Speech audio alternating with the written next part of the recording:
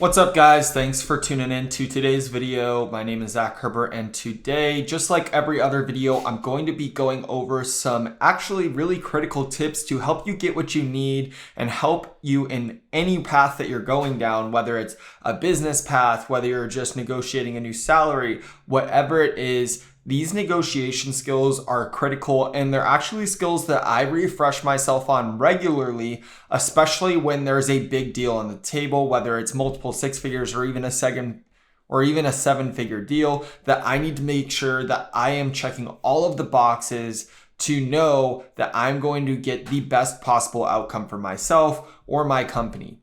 I've pulled a lot of these negotiation tips from various sources online, as well as a few really important negotiation books. And if you watch to the end of this video, I promise you will be in a better position to negotiate the best possible outcome for yourself, whether it's a seven-figure deal or whether you're just trying to negotiate with your partner to figure out where you guys want to go to dinner and you want it to be your spot. So regardless of what you guys are trying to do, practicing these in your everyday life, whether you know it or not, you're in negotiations every single day, will make you a better speaker, as well as get you the outcomes that you want more often than not. So with that being said, I pull a lot of research into these videos to make sure that it's only the most important tips and tricks for you guys. It would really help out a lot if you like this video and subscribe to the channel. I will continue to make these videos, and like always, if there's anything that you guys want me to research and go over, please let me know in the comments.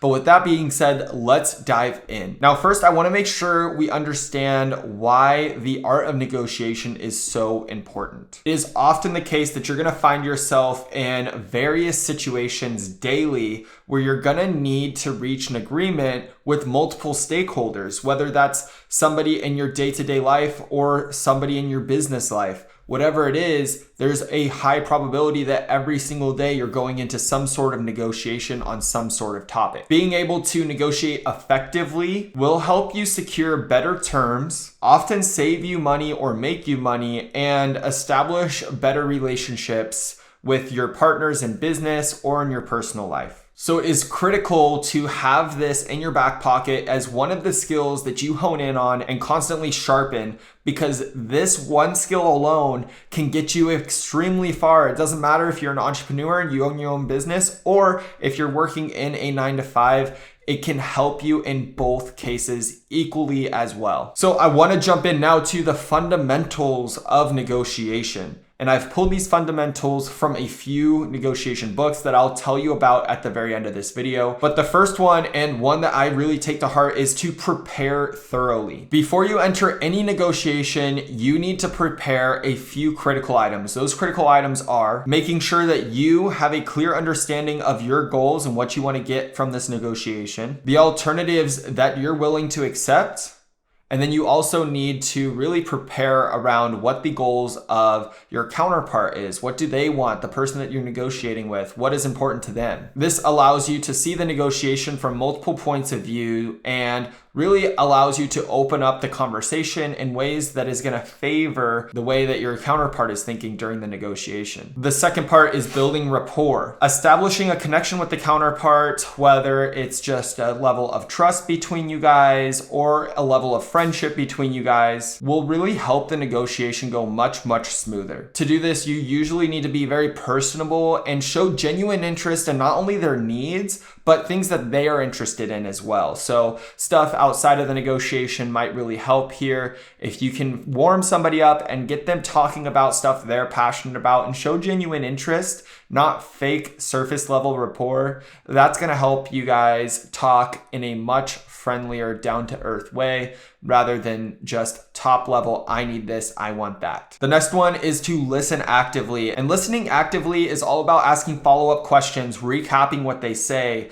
And one key phrase that I've found works very, very well, and I pulled this from one of the negotiation books I mentioned earlier, is to recap what they say with "it seems like." It seems like this topic is really important to you, because stuff like that, you're not accusing them and saying you feel like this or you want that. It seems like puts it into your perspective and it shows that you're actively listening. You also want to be listening much more than you're speaking. And asking questions in negotiations will actually open it up so you don't have to talk as much and you can sit back and watch while they might expose themselves on a position or a piece of information that can actually help you in the long run. So listening is critical and it will actually give you a leg up in the long run. The next tip is to be assertive but not aggressive. So what I mean by this is you should stand your ground and communicate your needs very, very clearly so there's no if, ands, or buts about what you need. But you really need to avoid being confrontational or overbearing or just seeming like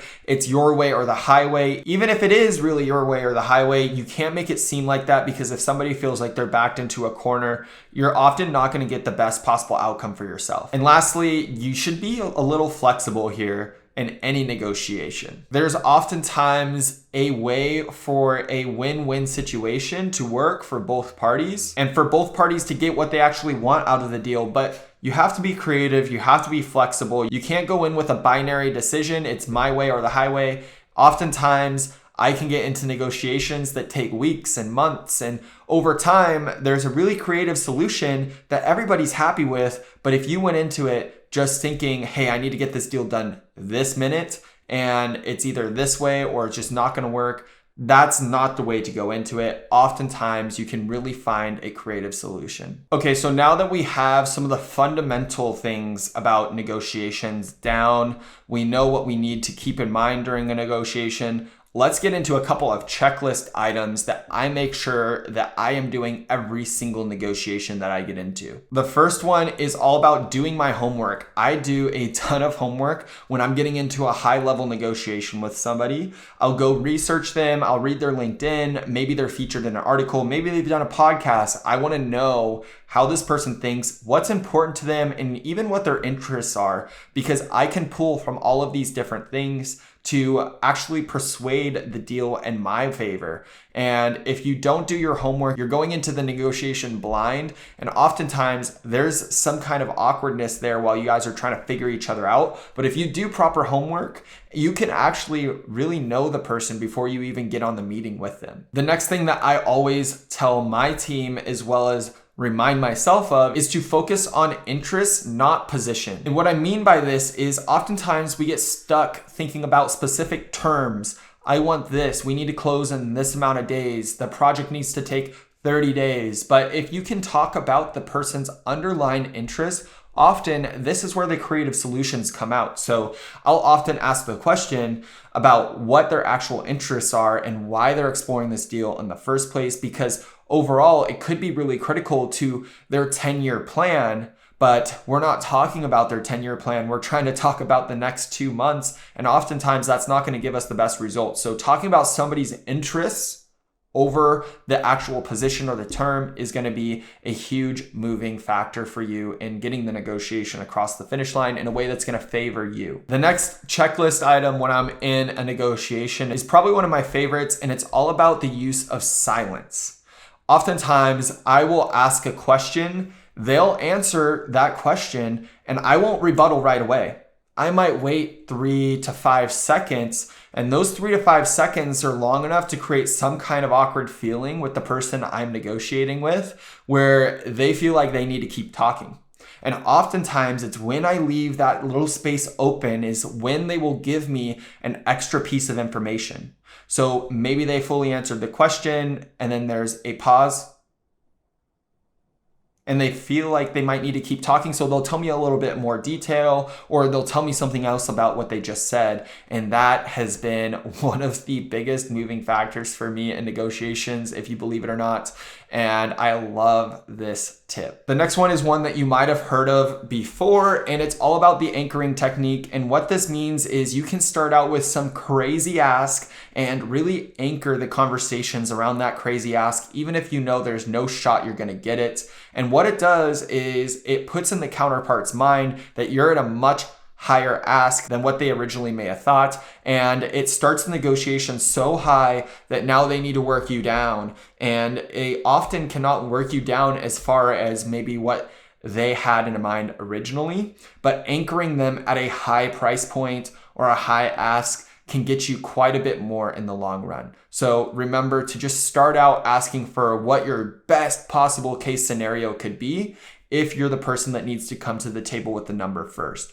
Some people don't like to come to the table with the number first, but if you can just ask something so outlandish that it anchors them at such a high level, then I bet you're gonna get some more than if you let them start out with their number. And there's an art to this. You don't wanna just blow the deal out of the water by asking for something so crazy that it's just never gonna happen and negotiations are over. You need to keep this somewhat realistic, but go on the highest possible end of what you think you can ask. And the last thing that I make sure that our team and myself are checking on every single negotiation is to keep emotions in check. Staying calm and composed, even when stakes are high and emotions run high, can really help you keep the upper hand. Keeping your emotions in check will not only keep your head clear and help you make better decisions, but if you can keep your emotions in check and your counterpart doesn't, this is often where they lose some face during the negotiation and you actually end up getting an upper hand. We've been in negotiations before where our counterpart gets emotional and they really want this deal and something's happening and they didn't want to pay for this extra feature and they realize they're going to have to pay.